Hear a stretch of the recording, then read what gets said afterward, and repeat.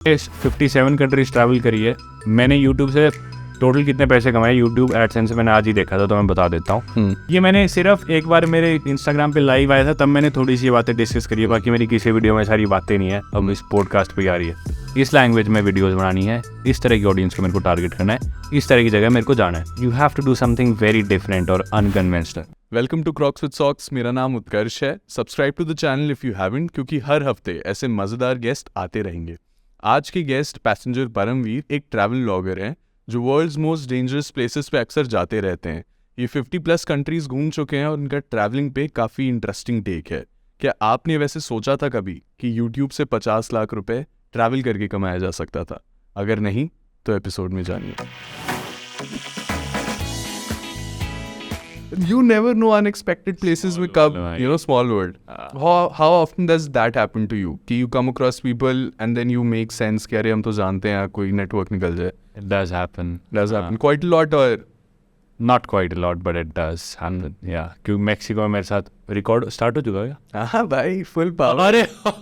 अरे भाई अच्छा, मुझे पता नहीं था। कोई नहीं भाई, तू बता। It does happen भाई। दरअसल क्या हुआ कि मैं मैक्सिको में था। आपने मेरी वीडियो देखी थी टकीला वाली, तो I was in Guadalajara. Guadalajara is a city in Mexico. और ग्वादलाहारा में एक्चुअली बहुत सारे इंडियंस ऑलरेडी गए हुए हैं, अभी रिसेंटली जाने लगे क्योंकि टाटा की TCS की कोई वहाँ ऑफिस है उस। एनीवेज, ग्वादलाहारा में मैं रुका हुआ था। ग्वादलाहारा में एक नेबरहुड है, उसका नाम है लास अमेरिकाना, लॉस अमेरिकाना, कुछ ऐसे नाम है। और वो 2022 में CNN के द्वारा that was rated to be the coolest neighbourhood in the world. That is in Mexico, Guadalajara. उस नेबरहुड में एक स्ट्रीट है चपुलटेपेक। उस चपुलटेपेक पे मैंने अपना हॉस्टल बुक करा रखा था। वो हॉस्टल नाम से हॉस्टल था, काफ़ी अच्छा हॉस्टल था। एनीवेज, तो मेरा मन करा कि आज मैं इंडियन खाना खाऊंगा। काफ़ी दिन हो गए इंडिया से बाहर, मेरे को 4-5 महीने हो चुके थे।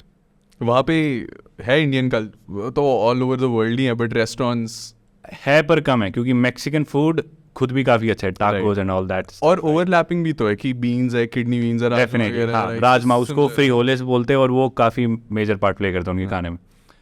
तो वही आप यूजुअली है इंडियन रेस्टोरेंट्स, पर इतने नहीं है, कम है।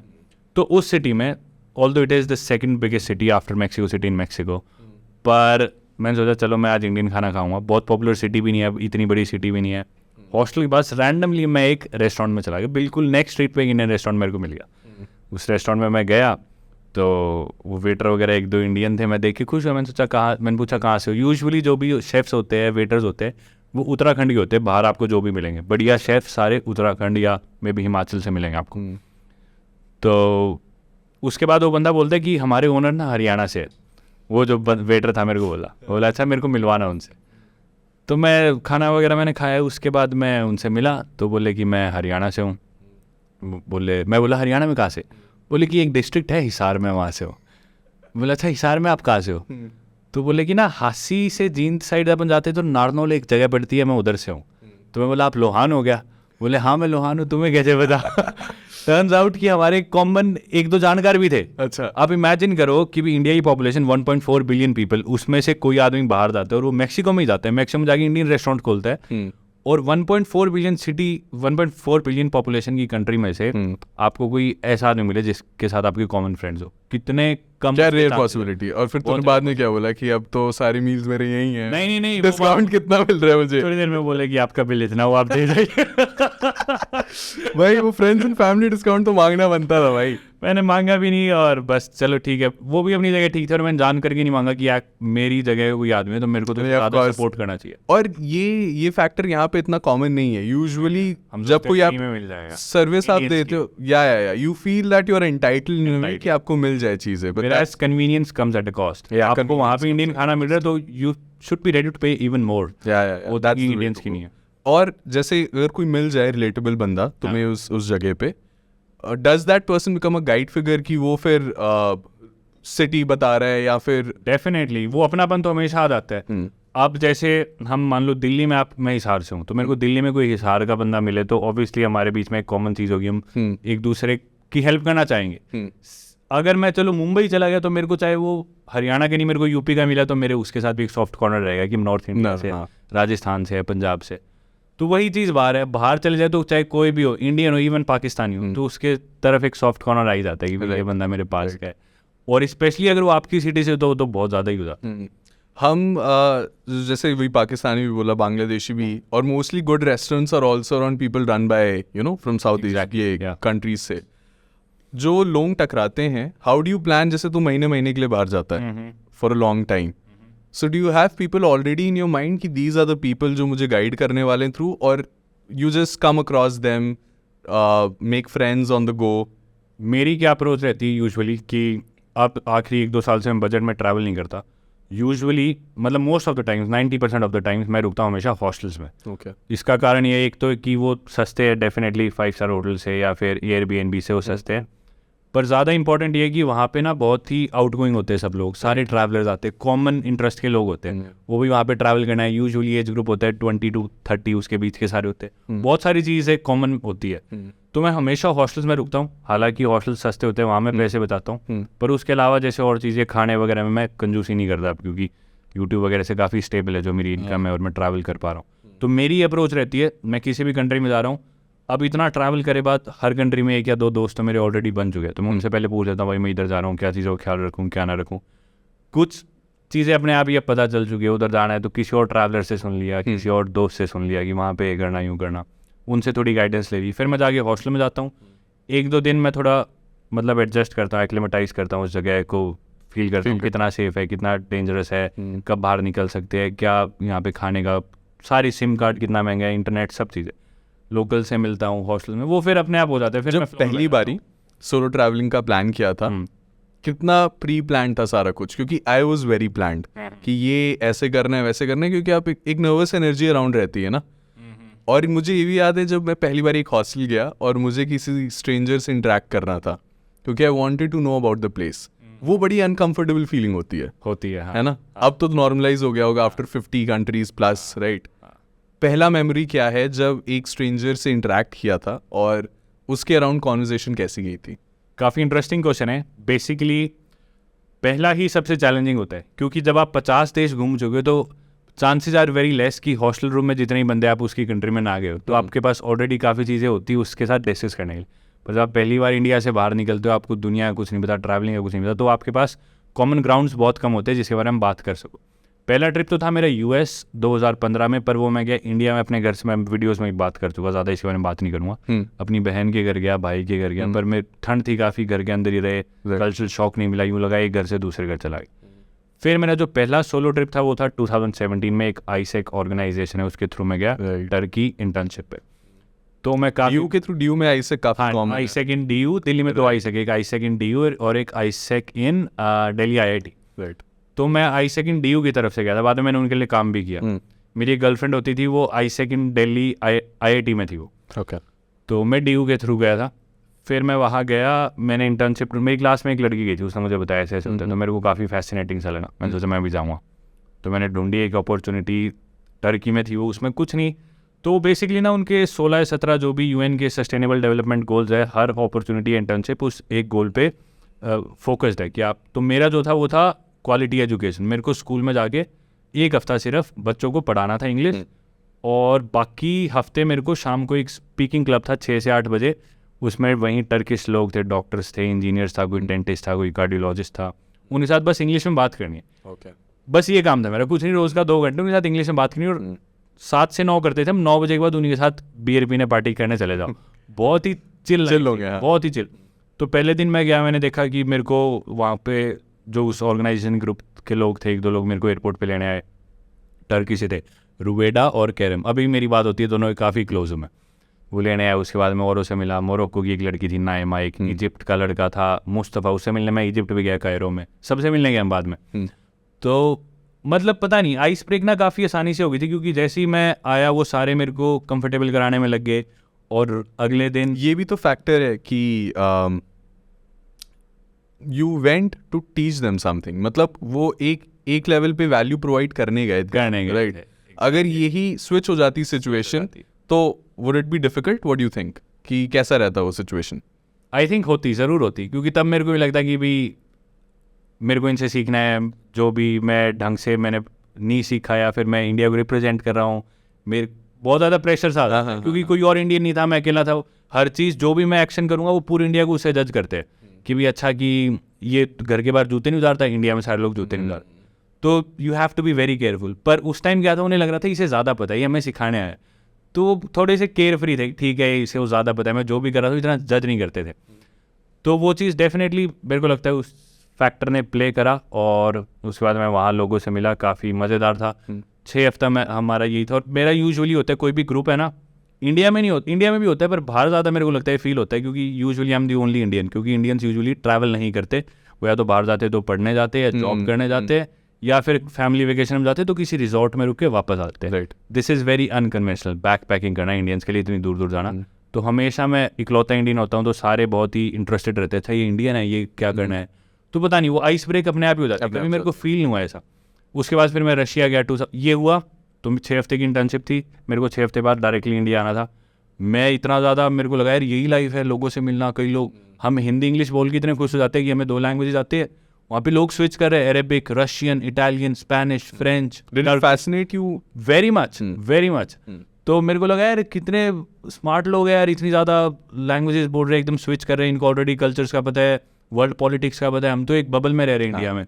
रोज़ वही, आज मनमोहन सिंह इस बात पे चुप हो गया, आज मोदी ने ये कह दिया, तो मेरे को बहुत फील हुआ है वो तो बबल है एक, और दुनिया हमारे मन में कि वो अपना कुएं का मेढक जो नहीं, क्या कहावत है कि वो वेल से हम निकलना नहीं चाहते हैं, वो बहुत ही कंफर्टेबल प्लेस है। हाँ। और जब आप जाते हो और कुआं एक्सपीरियंस मान लेते हैं, हाँ। जब आप उस कुएं से लेक में जाते हो तो आपको एक बड़ी प्लेस मिलती है, देन यू रियलाइज हो आप यहाँ फिट नहीं हो रहे हो। फिर जब आपका घर लेक बन जाता है, फिर आप ओशन की तरफ भागते हो। Exactly. Are you that kind of guy? वो सेंस आ रही है मुझे कि एक कहीं ना कहीं एक एक्सपीरियंस की तरफ चेज करना।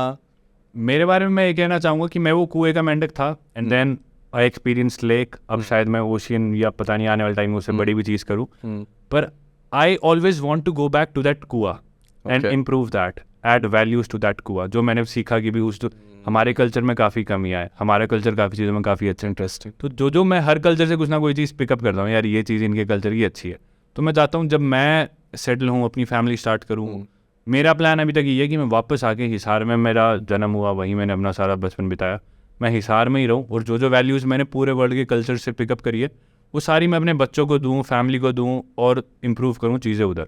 तो मेरा ही माइंडसेट है। ये बहुत ही रेयर क्वालिटी देखी मैंने। Usually people who go outside, जो बाहर जा रहे हैं और जिन्होंने बाहर वो लाइफस्टाइल देख लिया है, क्योंकि in some sense quality life better है, थोड़ी सी वे ऑफ लिविंग बेटर है, और जब आप वापस आते हो तो वो चीज़ कहीं ना कहीं आप मिस आउट करने लगते हो। बट ये मूव बड़ा फैसिनेटिंग है। पता नहीं है, मेरे को हमेशा से फील होता था, डेफिनेटली मेरे को भी लगा कि यार बाहर लाइफ काफ़ी कंफर्टेबल है, आपको कोई हॉर्न नहीं बजा रहा, कोई गाली, आप कम पैसे कमा रहे हो पर आपको बाहर निकल रहे हो, रोड क्लीन मिल रही है, वर्क कल्चर अच्छा है, आपको 9 से 5 ही करना है, बाकी आपको परेशान, चाहे आपको पैसे कम मिल रहे हो, जो बाकी लाइफस्टाइल है वो काफ़ी अच्छा है, पर एट द सेम टाइम हम कभी भी वहाँ के नहीं हो सकते। ठीक है, थोड़े टाइम आप नए, आपको अच्छे से ट्रीट करेंगे, आप एक टूरिस्ट, आपको बहुत अच्छे से ट्रीट करेंगे, कुछ साल बाद यूँ कह देंगे कि भी even though your born in America, आपकी 3rd जनरेशन इंडियन थी, वो पूछेंगे आप कहाँ से हो, you'll say America, no where are you originally from, what's your ethnicity, then you have to say Indian. तो मुझे लगता है आप कभी भी ना उस जगह के, ना आप अपनी कंट्री को बातें, ना आप उस कंट्री को बातें, तो आप बीच में रह जाते हो। इंडिया उधर बोलते हैं तो अंग्रेज बन गया, उधर बोलते हैं कि नहीं ही इज ओरिजिनली इंडियन। तो मैं चाहता हूँ कि मैं उधर से जुड़े रहे, मिट्टी से जुड़ा रहा हूँ, और उधर जो मैंने वैल्यूज सीखी, चीज़ें सीखी, वो उधर डाल के इम्प्रूव कर सकूँ। Great way of thinking, you know. Early on, जब you were talking about hostel and the plan to start talking to people and the first memory, you use the term अब मैं budget travel नहीं करता हूँ, अब नहीं करता क्योंकि YouTube से income ठीक है। How exactly that amounts to, कितना comfortable अब YouTube कर सकता है after how much of years of content तू कर रहा है, कितना टाइम हो गया करते हुए? मैंने 2018 में एज ए सेट, 2017 में मैं टर्की इंटर्नशिप पे गया, थोड़ी सी वो स्टोरी रह गई थी, मैं कर देता हूँ कंप्लीट। तो मेरे को डायरेक्टली इंडिया आना था, पर मैं इंडिया आया नहीं, मैं बहुत फैसिनेट हो गया, तो मैंने फ़्लाइट्स देखी, बजाय इंडिया के आसपास में कहाँ जा सकता हूँ। मेरे पास एक अमेरिकन वीज़ा था, क्योंकि मैं अमेरिका गया था 2015 में, तो मैं वहाँ से चला गया जॉर्जिया। वहाँ पे मेरे को क्योंकि अमेरिकन वीज़ा था, वीज़ा नहीं चाहिए था। 1 हफ्ता मैं वहाँ रुका, वहाँ से मैं 1 दिन का मैंने ले ओवर लिया कतर में, दोहा में, फिर मैं इंडिया आया। तो अब फिर मेरी यूनिवर्सिटी लाइफ दोबारा स्टार्ट होगी, कॉलेज जाना। फिर मैंने सोचा यार, मैं यूनिवर्सिटी में एडमिशन हुआ था स्पोर्ट्स कोटा से, हिंदू कॉलेज, जो कि one of the best college in India. कौन सा स्पोर्ट्स था? वॉलीबॉल खेलता था मैं, और कॉलेज में आए बात मेरे कॉलेज से पहले ही मेरे राइट नी में इंजरी हो गई थी, 2 सर्जरीज हो चुकी थी, मुझे पता था मुझे गेम छोड़ना पड़ेगा, मैं नहीं कर सकता कंटिन्यू। पर मैंने सोचा एक बार एडमिशन ले लेता हूँ, एडमिशन लिया, उसके बाद फिर मैंने डिसाइड करा भाई ठीक है मैं गेम नहीं खेल सकता, पढ़ाई में मैं अच्छा नहीं हूँ, मैंने अच्छे कॉलेज से पढ़ रहा हूँ, ये एक्सपोजर मेरे को मिला है जो मैं कुएं का मेंढक हिसार में होता किसी लोकल कॉलेज या स्कूल में जाता मेरे को नहीं मिलता कभी। तो मैं चाहता था मैं इसका यूज़ उठाऊँ और मैं और एक्सपोजर लूँ दुनिया को। तो 2018 में फिर मैंने डिसाइड करा ठीक है अब मैं जाता हूँ रशिया और कजाकिस्तान, घर वालों से थोड़े पैसे लेता हूँ और मैं वीडियो बनाऊँ आपकी बात। क्योंकि एक दिन मेरे आगे एक यूट्यूब पे बंदा आया, उसका नाम था यात्री डॉक्टर। ओके।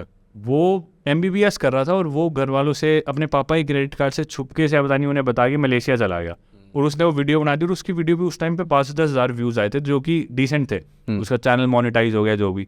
तो मैं उससे काफ़ी मोटिवेट हुआ यार ये बंदा कर सकता है। तो पहली बार गया इंडिया से बाहर, मैं तो फिर भी 4-5 देश गया हूँ, मैं भी बनाता हूँ वीडियो। मैं चला गया, मैंने बहुत शाउट आउट टू यात्री डॉक्टर। उसके बारे में दोबारा बात करूँगा पॉडकास्ट में। मैं चला गया वहाँ पे, मैंने वीडियो बनाई, बहुत घटिया वीडियो बनाई, मेरे अलावा और मेरे पापा के अलावा किसी ने नहीं देखी होगी, सही बताऊँ तो पूरी वीडियो।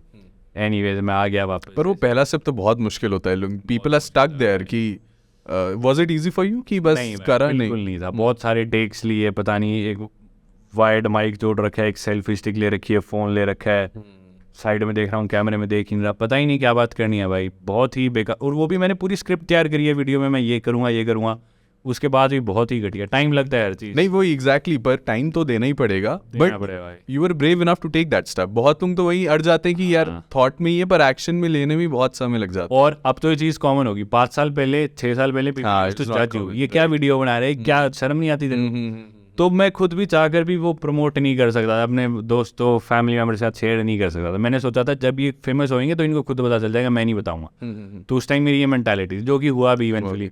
और यात्री डॉक्टर वो जो बंदा था जिसको देख के मैं इंस्पायर हुआ, वो एक्चुअली आज मेरा बेस्ट फ्रेंड है और हम साथ ट्रैवल करते हैं बहुत बार। बेस्ट फ्रेंड है वो मेरा। और अभी अगली ट्रिप भी मैं उसके साथ जा रहा हूँ, कैरिबियन ट्रिप भी मैंने सारी उसके साथ करी और हम एक दूसरे के बहुत मजे लेते हैं। पर ही वॉज द वन जिसे देख के मुझे लगा यार ये कर सकता है तो मैं तो कर ही सकता हूँ। और अब ये है कि साथ घूम रहे, ये कर रहे हैं। अच्छा अब हम राइवल्स है, friends cum rivals. Where is he based now? मतलब वो बाहरी है कि अब he is come back to? He is using MBBS, right? MBBS उसकी होगी, वो डॉक्टर बन गया था, प्रैक्टिस भी करा उसने कुछ टाइम, यूट्यूब छोड़ दिया 3-4 महीने आई थिंक उसने प्रैक्टिस करा, बट देन ही डिसाइडेड इसमें इतने पैसे नहीं है ना मैं अपना पैशन फॉलो कर पा रहा, तो उसने छोड़ा, वापस वो यूट्यूब पे आ गया। तो अभी वो right now he is in Bahadurgarh. 2-3 दिन पहले ही वो ओमान और कुवैत गया था, उधर से वापस आए और नेक्स्ट वीक हम साथ निकल रहे हैं ताइवान के लिए, फिर हम 1-1.5 महीना साथ होंगे। सो YouTube would it sustain you now? Like how is the income if somebody has to become a travel blogger? क्या do's और don'ts हैं और सस्टेनिंग लाइफस्टाइल क्या हो सकती है इसके अराउंड? भाई मेरे को 5 साल हो गए, उस टाइम कंपटीशन काफ़ी कम था, कोई अभी उस टाइम मेरे ख्याल से गिनती के 4 या 5 ट्रैवल ब्लॉगर्स, इतने भी नहीं होंगे ट्रैवल ब्लॉगर्स थे। आज के दिन ये हम बात करूँ हज़ारों है, लाखों तो पता नहीं, हज़ारों तो डेफिनेटली है। तो बहुत ज़्यादा कंपटीशन है, you have to be very smart, you have to find your niche कि मेरे को इस लैंग्वेज में वीडियोज़ बनानी है, इस तरह की ऑडियंस को मेरे को टारगेट करना है, इस तरह की जगह मेरे को जाना है, और you have to do something very different और अनकन्वेंशनल। जब मैं चला, मैं 2018 में रशिया गया तो मेरी वीडियोज़ नहीं चली।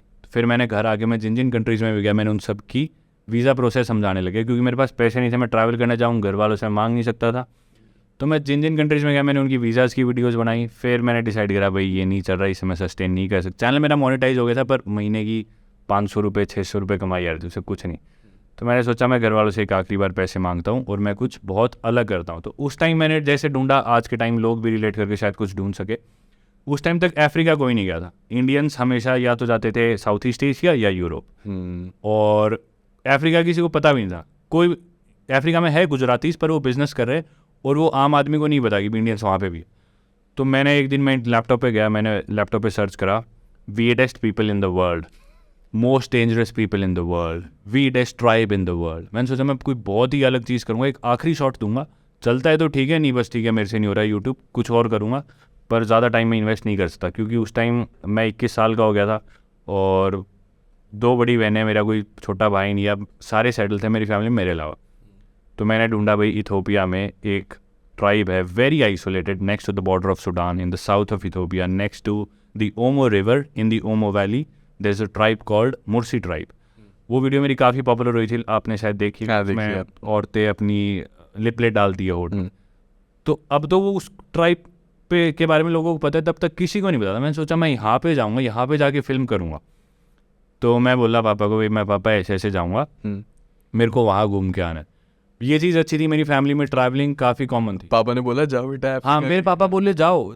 इंटरेस्टिंगली, क्योंकि मेरे दादा जो थे ना वो फौज में थे, और he was the first person from the village to go outside India. वो World War II में लड़े थे, तो वो शायद जापान गए थे, तो पूरे गांव के पहले आदमी वो थे। उसके बाद गांव से पहला आदमी जो पढ़ने इंडिया से बाहर गया वो मेरे फादर थे, तो वो PhD के टाइम US गए थे।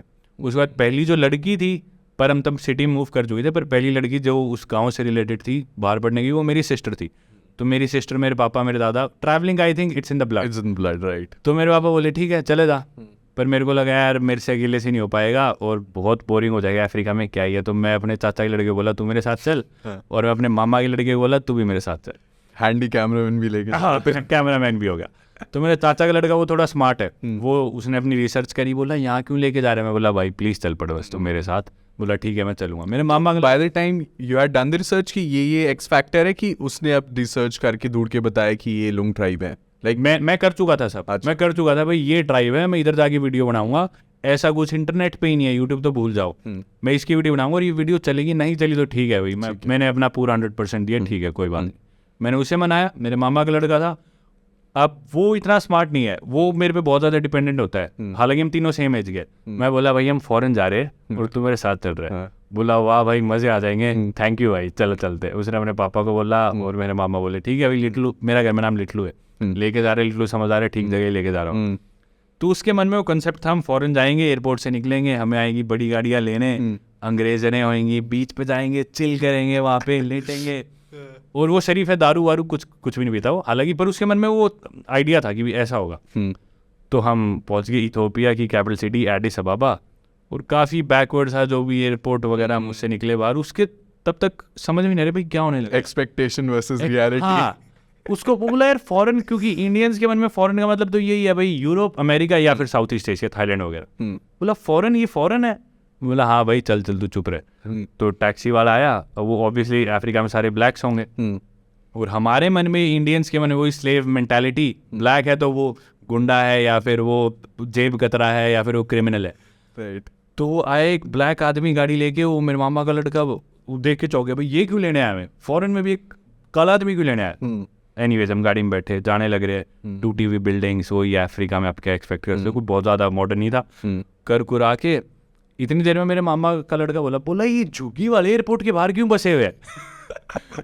अब हम उसे क्या होता है, यहाँ सारे लोग ही ऐसे हैं भाई, सारे दिखने, हमारे में तो ये मेंटालिटी भाई काला है वो झुग्गी में रहता होगा।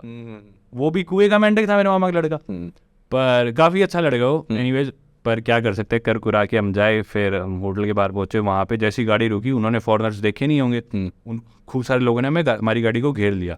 लोकल इथोपियन लोग थे, ब्लैक्स थे ऑब्वियसली।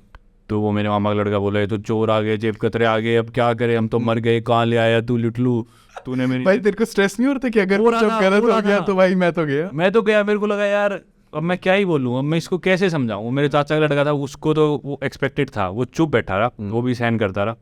पर हम गाड़ी से उतरे। बाय दिस टाइम कोई लोकल गाइड था कि नहीं था? कोई नहीं था, कुछ नहीं था, क्योंकि वो भी इंग्लिश तो बोल नहीं पाते होंगे, इंग्लिश नहीं बोल पा रहे थे, कुछ नहीं था वहाँ पे। जिस ट्राइब में मेरे को देखना था वहाँ पे मैंने गाइड ढूंढ लिया था, पर वो काफ़ी दूर था कैपिटल सिटी से, वो 2 दिन का सफ़र था लोकल बसेज और उसमें। वहाँ पे अभी हम पहुँचते हैं, उस कैपिटल सिटी में हम उतरे, फिर हम उस होटल में गए। रात को भाई हम तीनों के एंग्जाइटी होगी, स्ट्रेस हो गया। तो एंग्जाइटी में या तो नींद आती, आदमी सो नहीं पाता, 2 ही काम होते। तो हम सो गए तीनों। रात को 1-2 बजे मेरी नींद खुली, मेरे को प्यास लगी, पर पानी नहीं है, डर लगे बाहर जाने से, हम नया देश और मैं कभी गया नहीं है अफ्रीका में, तो मैं डर के मारे दोबारा सो गया।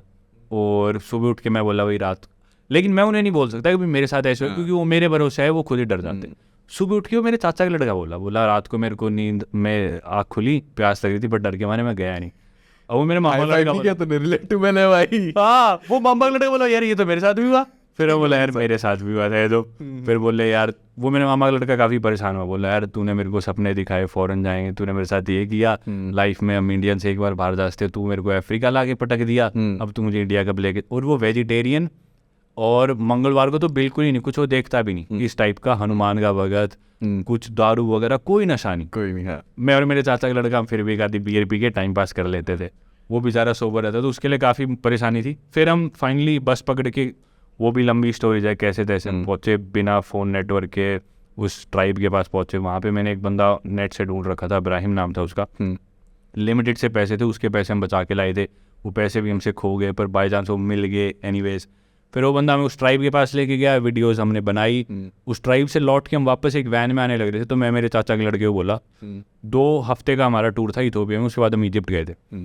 तो मैं बोला भाई अगर ये नहीं चलाना तो सही बता रहा हूँ लाइफ बर्बाद हो जाएगी। हमने मतलब इतने स्ट्रगल्स उस ट्रिप पे हमारे पास, घर पे मैं बोल नहीं सकता और पैसे भेज दो, क्योंकि घर वाले कहीं गया क्या करने गया था तू अफ्रीका, अब क्यों पैसे मांग रहे, तेरा डिसीजन था पहले। उसे मेरे पापा ने बोला था अभी बता दे कितने पैसे चाहिए, बाद में नहीं दूंगा। तो मैंने उस टाइम मैं ज़्यादा नहीं मांगना चाहता था, क्योंकि बोलेंगे इतने पैसे तू अफ्रीका पे खर्च रहे। मैंने थोड़े मांगे और वो ख़त्म हो गए, हम सड़कों पे सोए, मैं मेरे चाचा चल रहे हो, पैसे नहीं थे, घर से मांग नहीं सकते, कर गुरा के। मतलब पूरी वो स्टोरी है कि हर कुछ किया है, हर कुछ झेला है, कहीं भी सोए हैं। ये मैंने सिर्फ एक बार मेरे इंस्टाग्राम पे लाइव आया था, तब मैंने थोड़ी सी बातें डिस्कस करी है, बाकी मेरी किसी वीडियो में सारी बातें नहीं है, अब इस पॉडकास्ट पे आ रही है। तो बस फिर कुछ नहीं, मैंने उसे मेरे चाचा के लड़के बोला हाँ भाई सही में अब नहीं चली तो बहुत ही गलत होगा अपने साथ। बोला चल कोई नहीं, छोड़ अब रिलैक्स हो, जाके हम सो गए।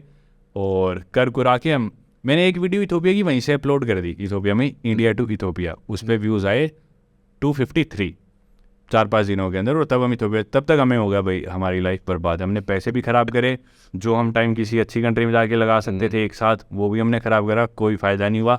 हम तीनों बहुत डिप्रेस से थे। और वो बेचारा वैसी, ना वो चिकन खाता ना वो दारू पीता, वहाँ पे वेजिटेरियन मिल नहीं रहा, वो बीमार हो रहता था बेचारा रोज़, काफ़ी परेशान हुआ। कर गुरा के हम इंडिया आ गए। मैंने वो मुर्सी ट्राइब वाली वीडियो भी यूट्यूब पे डाल दी। मैंने सोचा चलेगी चल जाएगी, बाकी वैसे भी फ्लॉप तो हो चुका, कुछ और देखते हैं अब लाइफ में। मैं वीडियो मैंने डाली, अगले दिन मैंने यूट्यूब चेक ही नहीं करा, उस पर व्यूज़ आए नहीं आए होंगे, उस पर मेरे ख्याल 2-3 हज़ार तो व्यूज़ आ गए थे। अगले दिन मैं गया बाल कटवाने नाई के, बार्बर के, एक सैलून में मैं गया। वहाँ पे ना सारे आदमी मेरी वो वीडियो देखने लग रहे उस सैलून में, और बोले कि भी उस सैलून में इंसान वीडियो प्ले कर रहा है, मोबाइल पे देख रहे सारे बार्बर्स जो फ्री है, मतलब 5-6 फ्री थे, एक सीट पे कोई बाल काट रहा हो, उसके अलावा 5-6 सारे देख रहे। क्योंकि बोले ये क्या आ गया यूट्यूब पे, बोले ये कौन आदमी है, और उस आदमी को गालियाँ वगैरह, कौन पागल आदमी यहाँ पे कौन जाता है, कैसा आदमी है जो यहाँ पहुँच गया वीडियो बना रहा है। एकदम से मैं एंटर करता हूँ और मैं सारी बात सुन रहा हूँ। भाई तूने सोचा यहाँ पे तो शेव नहीं करवाऊंगा मैं।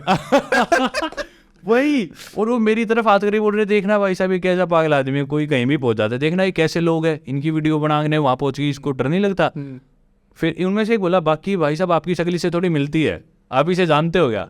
अब मेरी इतनी बेइज्जती तो हो चुकी, मैं बोला नहीं भाई मैं नहीं जानता, मेरे बाल काट दो। मैंने उन्हें बताया नहीं, मैं घर आ गया। घर आके मैं गया जिम में मैं गया, जिम में एंटर करती गेट के पास 2-3 लड़के वही वीडियो देख रहे, तो मैं समझ गया भाई ये वीडियो वायरल होगी। मतलब उस टाइम तक इट वाज वायरल। हाँ इट वाज वायरल। मैंने एक्सरसाइज करी मज़े से, 3-4 दिन मेरे को नींद ही नहीं आई, हर सेकंड में देखता कितने व्यूज़ और बढ़े, कितने सब्सक्राइबर्स और बढ़े। एक दिन में मेरे 10-10 हज़ार एक दिन में सब्सक्राइबर्स बढ़ रहे थे, व्यूज़ बढ़ रहे थे लाखों, और इतनी मतलब मैं समझ गया था भाई ये टेक ऑफ कर गया। अब मैं इंटरेस्टिंग कंटेंट मेरे को देना है, ऑडियंस अब देखती रहेगी। तो उसके बाद से हमेशा ऐसे ही रहा कि मैं सस्टेन ही कर पा रहा हूँ। हालांकि इनकम बीच में काफ़ी ऊपर भी गई, फिर थोड़ी सी कम आई, पर ऐसा कभी नहीं हुआ कि मैं अब सस्टेन नहीं कर सकता, इतनी कम इनकम काफ़ी। उस इनकम से पूरा एक ट्रिप वगैरह इजीली इंसान निकाल इनकम से जो मैंने पैसे लिए थे मेरे पापा से उस ट्रिप के लिए, मैंने वो लौटा दिए इजीली, और अगला ट्रिप भी मैं स्पॉन्सर कर पाया था। मेरे ख्याल से 4-5 लाख रुपए आए थे मेरे, और मैंने पापा से लिए होंगे 2-3 लाख उस ट्रिप के लिए, तो 1-2 लाख मेरे अगले ट्रिप के लिए भी सेव हो गए थे। इंटरेस्टिंग। और फिर अगले ट्रिप में और आती गई। तो अभी मैंने 57 कंट्रीज ट्रैवल करी है। मैंने यूट्यूब से टोटल कितने पैसे कमाए, यूट्यूब एडसेंस से मैंने आज ही देखा था, तो मैं बता देता हूँ। मेन कमाई है एड्स और स्पॉन्सरशिप से। अब जैसे किसी कंपनी में मैं 60 सेकंड के लिए ऐड करता हूँ, तो उसके लिए मैं यूजुअली लाख रुपए भी ले लेता हूँ 60 सेकंड के। उससे असली कमाई है, महीने में 4-5 एड्स कर दी तो 5 लाख रुपए सीधा आ गए। पर सिर्फ YouTube excluding the ads and sponsorships, मैंने पिछले 5 साल में एक्टिवली, जबकि मैंने पोस्ट कोविड ही करा, उसके बाद कोविड आ गया था, इतने वीडियोस बनाई नहीं, तो मैंने कमाया है 55 लाख रुपए। दिस इज थ्रू एडसेंस और जस्ट एडसेंस। जो स्पॉन्सर्स है उसके आप इतने ही है, इससे थोड़े से कम और जोड़ दो। और मैंने खर्च करे होंगे मेरे ख्याल से 60 लाख रुपए, लगभग 60 देश घूमने के लिए, ±5 लाख ऐसे कुछ कमाए हैं मैंने, इससे 1.5 गुना जितने मैंने खर्चे, प्लस मेरे को एक्सपोजर मिला और सारी चीज़ जो मैंने सीखी एज अ पर्सन। मैंने वो बहुत बड़ा फैक्टर है कि जो एक पर्सनालिटी में एड ऑन दे रहा है, और जो तू at least are spending half of it, you know what I mean. मतलब तू अपने पे लगा रहे, तू घूमने टहलने जा भी रहा है, उस चीज को रिफाइन भी कर रहा है. That's a very big factor. हाँ, and I'm actually getting paid to travel the Right, world, right, basically, right. to follow my passion. You're getting paid for that. But can It's be such better a than hard that. step to take, right? हाँ, क्योंकि बहुत unconventional चीज़ है अपने. मैंने भी किया, मेरे पापा बोले अरे वीडियो से कौन पैसे. My father is a very smart guy, और मेरा चाइल्डहुड मैं कहूँगा कि किसी का हो ही नहीं सकता इतना परफेक्ट चाइल्डहुड. मेरे चाइल्डहुड में कोई मेरे को फिजिकल सेक्सुअल ट्रॉमा कुछ भी नहीं है. मेरे को कभी एंग्जाइटी डिप्रेशन, परफेक्ट चाइल्डहुड था मेरा. मेरे पेरेंट्स परफेक्ट थे, उन्होंने मेरे को परफेक्टली रेज करा. और my father is very smart. पर वो भी बोले यूट्यूब उस टाइम कैसे बिलीव कैसे कर. करा? अब 2 साल पहले हमें भी कोई बोले क्रिप्टो बिटकॉइन, हम भी सोचते रहे क्या बकवास है, छोड़ो. तो वही उनके साथ बोले ऐसे कोई पैसे नहीं कमाता, अपना कोई नौकरी ढूंढ ले, कोई धंधा स्टार्ट कर ले. आइडियाज के साथ ओपन रहना बहुत जरूरी है. बहुत ज़रूरी है यार. नई नई चीज़ों का आपको पता होना चाहिए. वही चीज़ पुरानी सोच थी. तो हाँ, डिफ़िकल्ट था. पर जब पैसे मेरे पापा ने मेरे को ही बोले कि तू दुखी हो रहा है, इससे कोई कमाई नहीं होती है वो. फिर मैंने थोड़े दिन और करा. मेरे पापा बोले मैं तेरे को बोलना छोड़ दूंगा, या तो तू महीने के 1-2 लाख रुपए कमा रहा हो. यूँ बोले लो पापा मुंह पे मारे और बोले चुप रहो. मैं चुप रहूँगा. पर तू क्या ये महीने के 2-4 हज़ार तेरे यूट्यूब सारे, इसके लिए कौन लाइफ ख़राब करता है, अपनी जवानी ख़राब कर रहा है तू. और 5-6 महीने में मैं बोला पापा लो 1-2 लाख, आप चुप रहो. ये फ्लेक्स होना चाहिए नहीं. कोई डूज और डोंट लिस्ट बनाते तू कि जैसे अफ्रीकन कंट्रीज स्केप्टिकल है थोड़ा जाने में. Any list, any precursor? अब जैसे 50 कंट्रीज के बाद कोई सेट है दिमाग में, प्री सेट कि ये चेकलिस्ट है मेरी, ये चीज़ें तो ध्यान रखनी है, ये नहीं देनी है? डेफिनेटली है. अब क्योंकि मैं इतना ट्रैवल कर चुका तो मैं ज़्यादा इतना सोचता नहीं. इट कम्स नेचुरली मेरे को ये करना है. पर मैं पहले की बात करूँ या अगर मेरे को डिफाइन करनी हो क्या डूज एंड डोंट्स है, तो जैसे कि आप अफ्रीका में हो, लैटिन अमेरिका में हो, रात को आपको अकेले बाहर नहीं निकलना. Always go out in a group. दिन में ज़्यादा ट्रैवल करे और स्केची जगह पे ना जाए. बहुत मतलब आप अगर बेवकूफ़ है ना तो आपके साथ दिल्ली में भी, हिसार में भी, लखनऊ में भी हर जगह स्कैम होएगा. And if you are smart तो हो सकता है आपके साथ सबसे डेंजरस जगह पे भी ना हो. आज तक मेरी लाइफ में कभी मेरे साथ कोई स्कैम नहीं हुआ. हाँ, किसी टैक्सी वाले ने 150 रुपये ज़्यादा ले. Living here you get that street smartness. Exactly. We pick it very quickly. जो हमारी Exactly, very true. I think Indian people, I don't want to offend anyone, but we are the most uncivilized people in the world. तो आप अगर इधर adjust कर लेते हो तो आपके लिए सारी जगह आसान ही है एडजस्ट करना.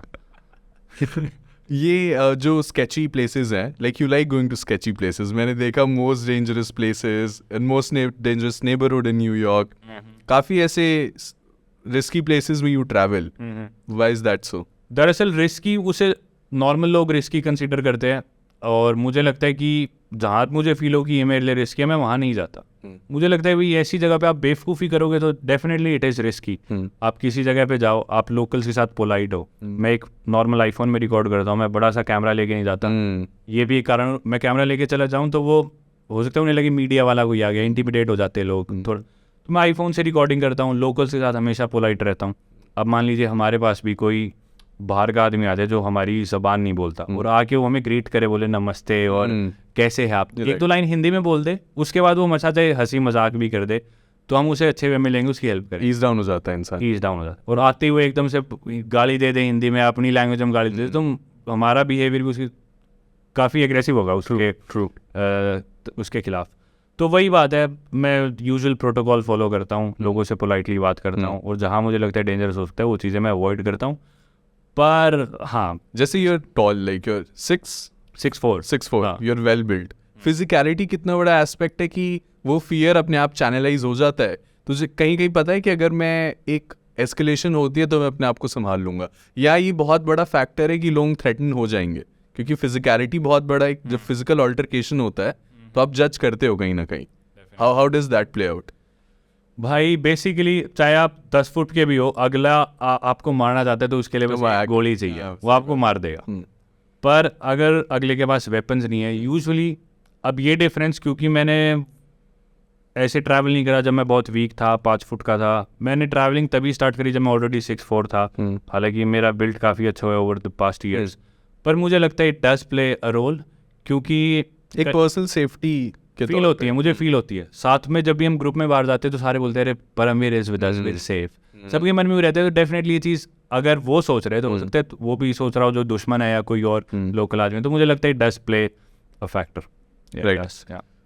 I saw in one of your videos you were doing volcano board, मतलब कहीं कुछ बोर्डिंग वगैरह था. रिस्की एडवेंचर स्पोर्ट्स वगैरह में भी इंक्लिनेशन है कि do you do that quite often? Not too often, क्योंकि ये जो ट्रेंड्स है ना एडवेंचर स्पोर्ट्स वाली, आप देखोगे डेवलप्ड कंट्रीज़ में, आपको अंडर डेवलप्ड नेशंस में नहीं दिखेंगे, इंडिया में नहीं दिखेगा, अफ्रीका में नहीं दिखेगा, क्योंकि हमारी रोज़मर्रा ज़िंदगी में इतनी सारी प्रॉब्लम्स है कि हमें टाइम नहीं मिलता कि हम 2 महीने जाए और ऑस्ट्रिया में स्कीइंग करें, क्योंकि घर की आसपास की रोड टूटी हुई है, ये पॉल्यूशन, इन प्रॉब्लम से ही हम तंग हो जाते हैं। अब कौन 2 महीने जाए वहाँ पे स्कीइंग करे? Fair point. तो एडवेंचर स्पोर्ट्स अपने काफ़ी कम है इंडियन कल्चर में। ये मैंने भी बाहर जाके मैंने सर्फिंग कभी सुना ही नहीं था। मैंने मैक्सिको में सर्फिंग सीखी, वॉल्केनो बोर्डिंग करी, ये सारी चीज़ें मेरे को मौका मिले तो मैं बहुत इंटरेस्टेड होता हूँ कि मैं करूँ। कोई भी कोई फियर नहीं है? कोई भी फियर नहीं है, नहीं हाइट नहीं, कोई फियर नहीं। अगर वो लोग कर रहे हैं तो मैं तो कर ही सकता हूँ। मैं सोचता हूँ कि हाँ मैं इनसे ठीक ही हूँ, एवरेज आदमी से। जो प्रोफेशनल है उस चीज़ का ऑब्वियसली वो मेरे से बढ़िया, क्योंकि प्रॉब्ली एथलेटिक भी रहा, जैसे वॉलीबॉल वगैरह खेला है, एथलेटिज्म हेल्प। एथलेटिज्म डेफिनेटली है, और मुझे लगता है एवरेज इंडियन से तो मैं हूँ ही हूँ अच्छा। कोई एवरेज अफ्रीकन, यूरोपियन कोई भी हो, उनसे मैं अच्छा हूँ, मैं ऐसा फील करता हूँ। कोई प्रोफेशनल है तो बात अलग है, पर अगर वो कर रहे हैं एवरेज आदमी तो मैं तो कर ही सकता हूँ। काउच सर्फिंग वगैरह, do you do it often? Very often. तो पहले तो काउच सर्फिंग है क्या? Couch surfing is basically a platform which connects travellers. अगर आप लेट्स से कि मैं हूँ एक फॉरेनर और अभी हम हैं दिल्ली में, दिल्ली में आके मैं रुकना चाह रहा हूँ किसी लोकल के साथ, तो मैं काउच सर्फिंग खोलूँगा, उसमें मैं सर्च करूँगा दिल्ली में होस्ट कौन कौन है। लेट्स से आप होस्ट करते हो फॉरेनर्स को या इंडियंस को, एयरबीएनबी जैसा ही है। एयरबीएनबी जैसा, बट एयरबीएनबी में monetary benefits are involve. Couch surfing में it's just the exchange of cultures. मैं आपके साथ रुकूंगा, लेट्स से मैं फ्रांस से आऊँ, मैं आपको फ्रेंच लैंग्वेज के बारे में बताऊँ, French cuisine, my life in France, और आप वही at the same time discuss करोगे यहाँ पे कैसा होता है, किन चीज़ों से मुझे बच के रहना है, कौन सी प्लेसेस अवॉइड करनी है। और जब मैं रुक चुका उसके बाद मैं एक रेफरेंस डालूंगा आपके प्रोफाइल पे, आप मेरे पे डालोगे कि how was Paramveer as a guest and how was Utkarsh as a host. आपका एक प्रोफाइल बिल्डअप होता है, उसके बाद आपका जितना अच्छा प्रोफाइल है लोग उतने विलिंग होंगे आपको होस्ट करने के लिए। वेरएज आप इसमें सिर्फ हैंग आउट भी कर सकते हो, वो मैं काफ़ी करता हूँ। मैं रुकता नहीं औरों के घर। शुरू में रुका था जब मैं बजट में ट्रैवल कर रहा था, आखिरी 2 साल में मैं नहीं रुका कभी काउच सर्फिंग से किसी के पास फ्री में। नॉट बिकॉज कि मैं रुकना नहीं चाहता, अब मैं सोचता हूँ मेरे पास एक्सपेंसिव गैजेट्स है तो I think it will be safer to stay in a hostel और ए होटल। कोई वियर्ड स्टोरीज नहीं हुई जैसे? हुई है, डेफिनेटली हुई है, उस पर मैं आता हूँ। शायद काउच सर्फिंग के बारे में हम डिस्कस कर चुके हैं। I think it's a great platform to connect with other travellers. Hang out कर सकते हो आप, अपनी लोकेशन दिल्ली में ऑन करोगे, जितने भी काउच सर्फिंग पे उन्होंने अपनी लोकेशन ऑन कर रखी है, आपको दिख जाएंगे ये फलाना बंदा भी अभी एक्टिव है, आप उसके पास रिक्वेस्ट भेजो, आप एक साथ हैंग आउट कर सकते हो। वो मैं बहुत ज़्यादा करता हूँ, ऑलमोस्ट हर सिटी में मैं करता हूँ। लोकल आपको या कोई टूरिस्ट भी मिल जाए, एक आप अकेले घूमो, एक लोकल या कोई टूरिस्ट के साथ, एक्सपीरियंस चेंज होता है, बहुत ज़्यादा चेंज होता है। बुरे एक्सपीरियंस की बात करें तो मेरे प्रोफाइल पे 100-102 रेफरेंसेज है, तो मतलब इतने लोगों के साथ मेरा एक्सपीरियंस रहा है काउच सर्फिंग के। प्लस ऐसे भी लोग हैं जिन्होंने रेफरेंस नहीं डाले, तो 150-200 रेफरेंस क्या रेटिंग टाइप का है? बेसिकली रिव्यूज जिन्होंने डाला कि कैसा एक्सपीरियंस है इस आदमी के साथ। और मैं काफ़ी काउच सर्फिंग पार्टीज में भी गया हूँ, तो 150-200 लोग तो ऐसे होंगे जिनके साथ मेरा 1-on-1 इंटरेक्शन हुआ होगा। उससे कई ज़्यादा लोग हैं जिनसे मैं इन ग्रुप्स में मिला हूँ। सिर्फ गिनती के 1 या 2 एक्सपीरियंस ऐसे थे जो बुरे थे, पर जो बुरे थे वो काफ़ी बुरे थे। बाकी जो थे मुझे नहीं लगा कोई ऐसे खास बुरे थे, हमेशा अच्छे ही रहते, क्योंकि आप फिल्टर्स लगा सकते हो कि भी इसके रेफरेंसेस ज़्यादा है, आप जज कर सकते हो एक आदमी को इंस्टाग्राम प्रोफाइल से ही कर सकते हो, और उस पर आप सोच लीजिए रेफरेंस भी हो जाए लोगों के, वही पिक्चर्स और वो सब, तो आप काफ़ी कुछ एक आदमी के बारे में जान सकते हो। तो आप पहले ही फिल्टर आउट कर लो कि मेरे को इससे मिलना है नहीं, तो चांसेस काफ़ी कम हो जाते हैं कि आपके साथ बुरा एक्सपीरियंस हो। ब्लाब्ला के बारे में सुने तूने? हाँ बिल्कुल। ब्लाब्ला मैंने इंडिया में करी है, इंडिया के बाहर भी करी है। ब्लाब्ला में भी तो सेम है ना, रेटिंग बेस्ड है। अगर रेटिंग अच्छी है you can have one of the best experiences meeting strangers and travelling. बाहर पर ब्लाब्ला आई थिंक इंटरनेशनल, यूरोप में है ब्लाब्ला, मैंने करी हुई है ना। मैंने ब्लाब्ला ली थी एक बारी, और काफ़ी इंटरेस्टिंग स्टोरी है। मैं दरअसल जर्मनी में था, म्यूनिक से मैंने बस पकड़, तो ना यूरोप में क्या होता है, जर्मनी में वो क्या कर रहे हैं कि उन्होंने एक 9 यूरो टिकट चलाई थी। हालांकि ट्रेन टिकट्स काफ़ी महंगी है, अगर आप इंडिया से आते हो हमारे लिए तो हर देश ही महंगा है, यूरोज डॉलर्स में कन्वर्ट करती ही महंगा हो जाता है। तो वो बोले कि 9 यूरो में आप पूरे मंथ में अनलिमिटेड ट्रेन यूज़ कर सकते हो। अक्टूबर में था ये शायद, if I am not wrong, या अगस्त। Unlimited trains, unlimited local train, तो आप जो उनकी फास्ट ट्रेन है, शायद ICE ट्रेन बोलते हैं ना, वो नहीं ले सकते। नॉर्मल ट्रेन आप कितनी लो, अनलिमिटेड। तो मैं लकीली 1 अगस्त को एंटर हुआ, और वो पूरे अगस्त में था वो, और वो 30-31 अगस्त जितने भी दिन होते हैं अगस्त में, वो तब तक वैलिड था। तो मेरा आखिरी दिन जो था, आखिरी तो नहीं, 2-4 दिन बचे थे, तो मैं लोकल ट्रेन लेके मैं पहुंच गया साल्जबर्ग इन ऑस्ट्रिया। हाँ, तो ऑस्ट्रिया से मेरे को ट्रेन लेनी थी क्रोएशिया की कैपिटल जाग्रेब की।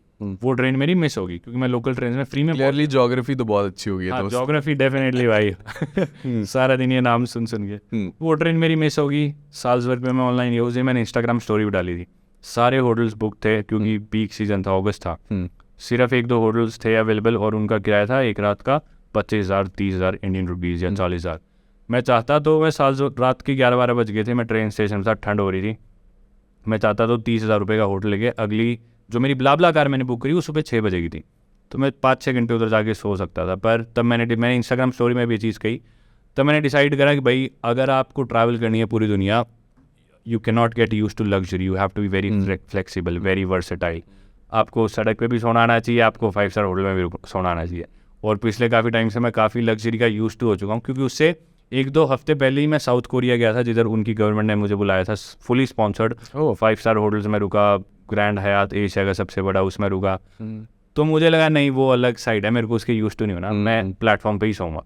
तो मैंने पूरी रात ट्रेन स्टेशन पे गुजारी ठंड में, सुबह मैंने ब्लाबला ली और फिर मैं जाग्रेब क्रोएशिया पहुंचा। ये मेरा एक्सपीरियंस। कुडोज ब्रो, कुडोज, क्योंकि वो जो यूज टू वाली बात है, इंसान कंफर्टेबली नम हो जाता है, नहीं कि वो फिर उसके बाद आप पुश करने के लिए फैक्टर नहीं बचा, क्योंकि अर्ली ऑन मेहनत करके ग्रो करना था, कुछ मेक करना था, करने के बाद अब ये कि have reached it, have made it. Exactly.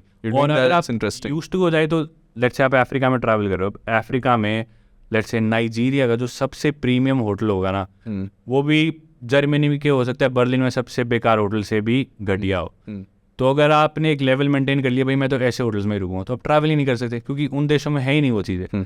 तो you have to be very flexible. How do you maintain your fitness इतना, क्योंकि टू एंड फ्रो करने से। हाँ। और जो हमारे दिमाग में कॉन्सेप्ट भी रहते हैं नहीं कि बाहर ट्रैवल कर तो बाहर ही खाना है, और बाहर के खाने से जी मामला गड़बड़ हो जाता है, वो कैसे मेंटेन रहता है? मेरा ये रहता है कि मैंने एक रूल बना रखा है कि मैं पैसे में अच्छे खाने पे कंजूसी नहीं करूँगा।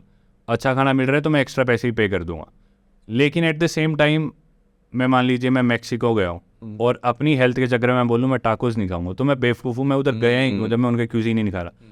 That is very important. मेरे को उनका क्यूजीन भी टेस्ट करना है, पर एट द सेम टाइम मेरे को ये भी ध्यान रखना है मेरी बॉडी में क्या जा रहा है क्या नहीं। नए क्यूजीन के साथ ये दिक्कत होती है, आपको पता नहीं क्या मैक्रो न्यूट्रिएंट्स है इसमें, कितना प्रोटीन है, कितना कार्ब्स, कितना फैट्स।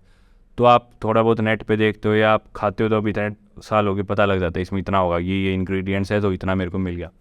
मेरा आजकल फोकस ये रहता है कि मैं दिन में एक मील किसी अच्छे रेस्टोरेंट पे खाता हूँ, ग्रिल्ड चिकन ब्रेस्ट, साथ में उसके सैलड लेता हूँ या राइस लेता हूँ, वो बेसिकली एक अच्छा प्रोटीन सोर्स हो गया।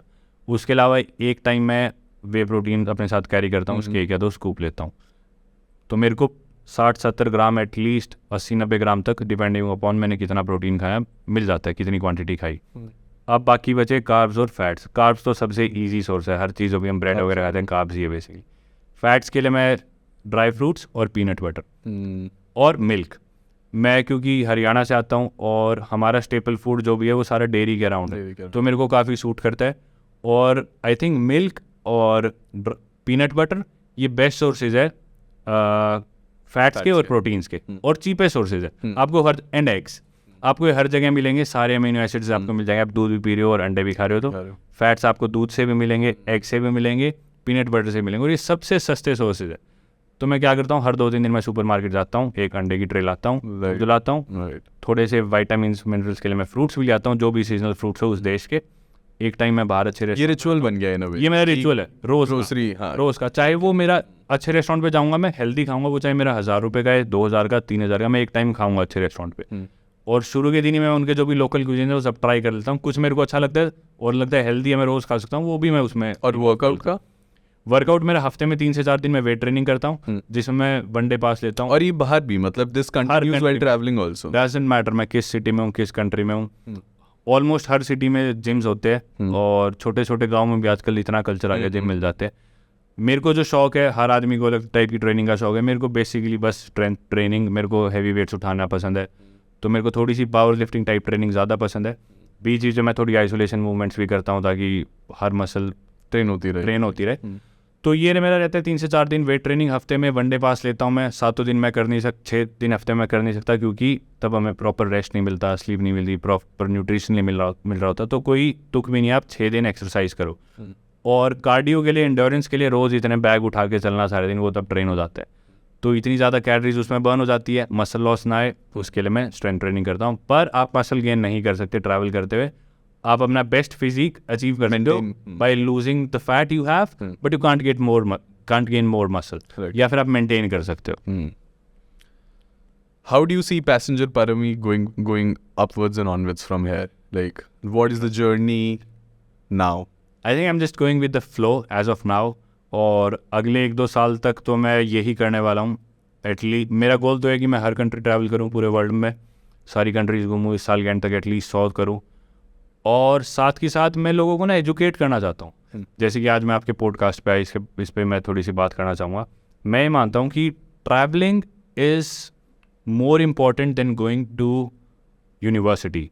जैसे कि आप यूरोप में कल्चर देखोगे, लोग लेते हैं गैप ईयर, 12th के बाद एक गैप ईयर ले लेंगे यूनिवर्सिटी में जाने से पहले। उस गैप ईयर में वो ट्रैवल करेंगे सिर्फ, या तो वो एशिया आ जाएंगे, या वो अफ्रीका तो कम जाते हैं, या वो लैटिन अमेरिका चले जाएंगे। 1 साल वो ट्रैवल करेंगे, या फिर जो पैसे वाला है वो यूरोप में भी कर लेता है।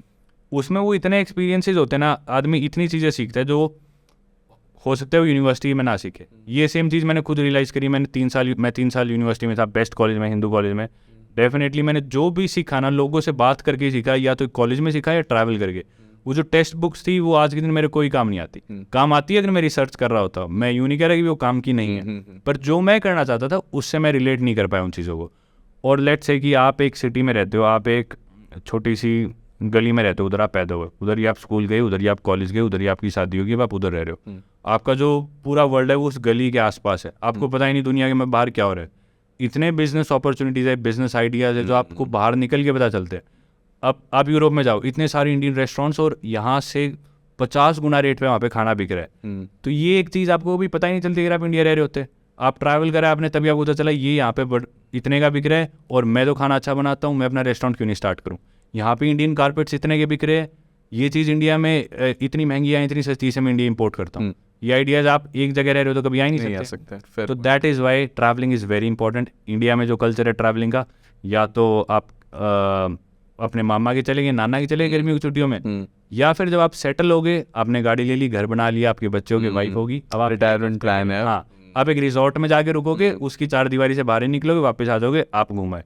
जब आपको चैलेंजेस ही नहीं मिले तो ट्रैवल कहाँ से? लर्निंग्स भी तो चैलेंजेस के थ्रू ही है ना। The moment you are struck, now you like अब क्या है, इस रेजिस्टेंस के ऊपर कैसे निकल के आना है। एग्जैक्टली, तो वो चीज़ मैं लाना चाहता हूँ। ट्रैवल ये भी नहीं है कि कहीं बाहर ही एक्सक्लूसिवली आप जा रहे हो, आप थोड़ा आसपास के एरिया में जाओ, अपनी सिटी में भी कहीं नई जगह ढूंढो, then reach out to different states. और अब जो एक एक्सक्यूज ही निकलता है कि कौन जाएगा बाहर, जाएगा थोड़ा सा एक कंफर्टेबल जगह से बाहर तो निकलो, face off in a way. No, मैं भी पहले लोकल बसेज में हरियाणा रोडवेज में हिसार से भिवानी जाता था अपनी बुआ आगे। मेरे ख्याल से वहीं से मुझे थोड़ा थोड़ा एक्सपोजर मिला, फिर मैं इंटरनेशनली जाने लगा। आई think it is very important, और मैं चाहता हूँ कि अपने अंदर भी ये कल्चर है। यूरोपियंस, आप एक रेगुलर इंडियन को बिठा लो, एक रेगुलर यूरोपियन को बिठा लो, अपने को हो सकता है इंग्लिश उससे ज़्यादा आती हो, क्योंकि वो mostly non English speaking countries है, पर वो बातों में नहीं जाने देगा अपने वाले को। उसको ज़्यादा पता है वर्ल्ड में क्या चल रहा है, वर्ल्ड इकॉनमी, पॉलिटिक्स का सब पता है। अपने वाला चुप बैठ जाएगा क्योंकि उसने बात ही नहीं करी कभी किसी अंग्रेज से। रीज़न बीइंग कि कभी बाहर निकली नहीं, दुनिया नहीं देखी। तो मैं दरअसल अपनी वीडियोस के ज़रिए, और मैं जल्दी एक कोर्स भी लाने वाला हूँ इसके ऊपर, how to get paid to travel the world, जिसमें मैंने सारे पॉइंट्स डिस्कस करे कि भी कैसे आप पैसे भी कमा सकते हो जैसे मैंने कमाए, अपना पैशन भी पूरा कर सकते हो, and why travelling is so important, it teaches you so much. I've certainly learned a lot about traveling, so I'm looking forward for people to going and seeing how the course is. Yeah. It was such a great conversation. Lovely talking to you. भाई एक second, हमारा एक सवाल बीच में रह गया था. आपने पूछा काउच सर्फिंग का कोई गलत एक्सपीरियंस हुआ हो तो वो हमने आगे नहीं किया. मैंने सोचा नहीं, अच्छी भी चीज़ है कि इंसान, क्योंकि बहुत बारी क्या होता है कि जब ब्लाब्ला की भी हमने बात की, एक नेगेटिव एक्सपीरियंस बहुत ज़्यादा पेंट कर देता है पॉजिटिव एक्सपीरियंस को. और द मोमेंट यू सेड कि जब मेरे इतने रेफरेंसेस में 120 रेफरेंसेस में कुछ नहीं खराब था, even I realise it's nice to leave it like that. Makes sense. So let's leave it like that. Lovely. Nice talking to you.